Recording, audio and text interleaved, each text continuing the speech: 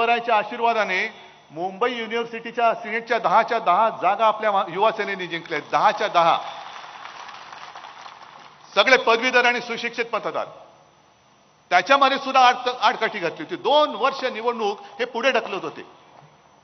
2 वर्ष सिनेटची निवडणूक.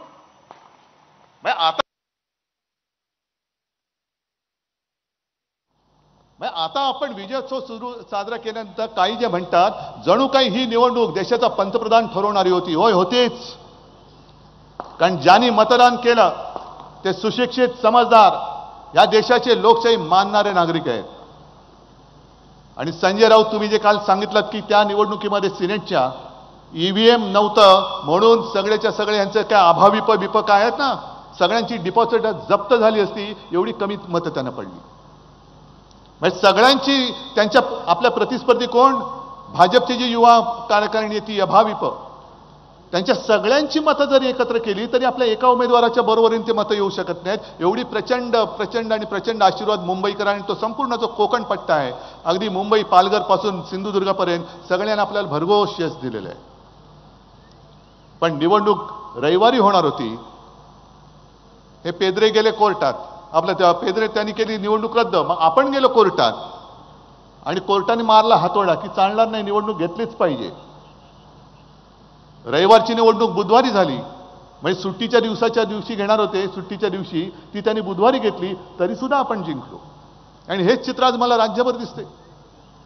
मुद्दामून मी तर म्हणेन चॅनलवाल्याने की याचं दृश्य टिपा, जरी अंधार असला तरी आता मशाल पेटलेली आहे. हा मशालीतला अंधार जो आहे तो मशाल आता दूर करून काय काय कुठपर्यंत पोहोचलेलं ते दाखवा जरा जनतेला. आज छत्रपती शिवरायांच्या पुतळ्याचं अनावरण माझ्या हस्ते करण्याचं भाग्य मला लाभलं. मी पहिला प्रथम बघितलं पुतळा कसा आहे, दिमागदार आहे, खरंच दिमागदार आहे. म्हणजे पाहत राहावं असा पुतळा आहे. आणि त्याच्यासाठी शिल्पकाराला मी सत्कार तर केलाय, पण खास धन्यवाद देतोय की अप्रतिम असा पुतळा तुम्ही केलेला आहे.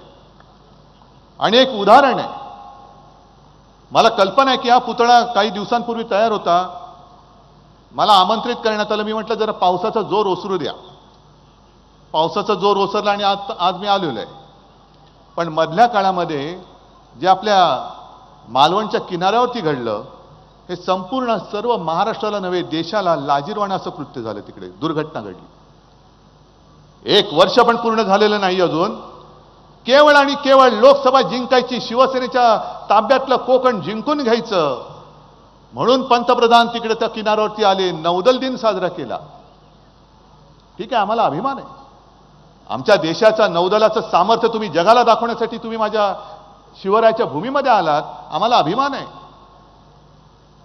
पण नौदलाचं संपूर्ण सामर्थ्य दाखवताना तुम्ही ज्यांनी पहिल्या प्रथम आपल्या देशात आरमार सुरू केलं, त्या छत्रपती शिवरायाचा पुतळा जो उभारला तुम्ही, तो उभारताना काहीतरी तुम्हाला लाज लज्जा शरम पाहिजे होती ना. त्याच्यात सुद्धा पैसे खाल्ले तुम्ही. काल तो त्या समितीचा रिपोर्ट आलाय, साचा नीट नव्हता, त्याच्यामध्ये जे काय त्याचं वेल्डिंग होतं ते बरोबर नव्हतं, जो धातू वापरला तो बरोबर नव्हता. समुद्र किनारा आणि वारा लक्षात घेऊन स्टेनलेस स्टील सारखा धातू वापरायला पाहिजे होता. तुम्ही लोखंड वापरलं, ते गंजून गेलं, त्याचे खिळे गंजून गेले, जॉईंट गंजून गेले आणि पुतळा पडला. आमचे मिंदे दाढी खाजवत म्हणतायत वाऱ्याने पुतळा पडला. अहो, वाऱ्याने तुमची दाढी नाही ती उडत, तुमची दाढी नाही ना उडत. मग पुतळा आणि महाराजांचा पुतळा पडतो, बेशरमपणाने सांगता वाऱ्याने पडला. आणि मग आपण यांना जोडे मारले तर म्हणता तुम्ही काय जोडे काय मारतो, मग दुसरं काय मारायचं तुम्हाला. एखादी गोष्ट करताना तुम्हाला आत्मविश्वास पाहिजे की जे मी काय करतोय ते माझ्या या दैवताला साजेसं करतोय. नुसतंच आम्ही काहीतरी शतकानुशतक झाले, 300 वर्ष झाली, 400 वर्ष झाली, दुसरं कोणी मिळत नाही म्हणून घेतला शिवाजी महाराजांचा पुतळा आणि लावला तिकडे, असं नाहीये. ते दैवत आहे. बघितलं तुम्ही मगाशी तो 8 वर्षाचा बसला ना इकडे, कशी शिवगर्जना दिली त्यांनी. हे शिवप्रेम आहे, हे शिकवावं लागत नाही. महाराष्ट्रामध्ये जो जन्माला येतो तो शिवप्रेम आपल्या हृदयात आणि रक्तामध्ये धमन्यांमध्ये घेऊनच जन्माला येतो. म्हणून तर इतक्या वर्ष झाल्यानंतर सुद्धा छत्रपती शिवाजी महाराज की जय बोलल्यानंतर असं म्हणतात की एखादा मृत झालेला माणूस सुद्धा ताडकन उठून उभा राहील, एवढी ताकद आणि एवढं तेज या दैवताच्या त्या घोषणेमध्ये. हे सगळं दैवत आहे. आणि जे मध्ये येऊन गेले एक 8-10 दिवसापूर्वी, ज्याला मी बाजार बुणगा म्हटलं, नागपूरमध्ये येऊन गेले. कोण येऊन गेले? काय त्यांचं दुर्दैव असं आहे, 1-2 महिन्यापूर्वी पुण्यात येऊन गेले.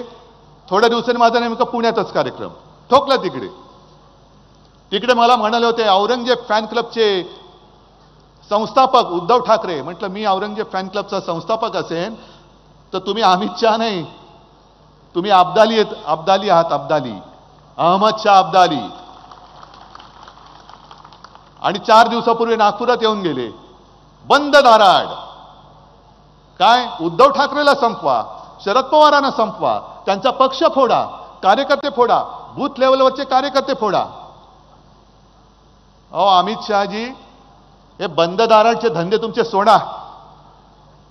हिम्मत असेल तर इकडे मैदानात या, शिवरायाच्या साक्षीने आम्हाला संपवण्याची भाषा करून दाखवा.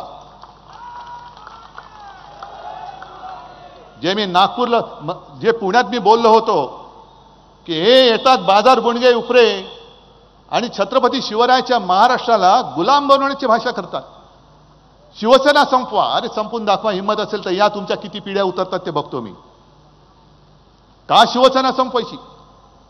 आम्ही तर तुमच्याच बरोबर होतो. आज माझ्यासोबत सगळे काँग्रेसचे खासदार, काँग्रेसचा आमदार, माझे सगळे मंत्रिमंडळातले सहकारी काँग्रेस आणि राष्ट्रवादीचे आहेत. पण आम्ही तुमच्यासोबत होतो ना भाजपच्या बरोबर. 25-30 वर्ष आम्ही हिंदुत्व हिंदुत्व हिंदुत्व म्हणून तुमच्यासोबत राहिलो.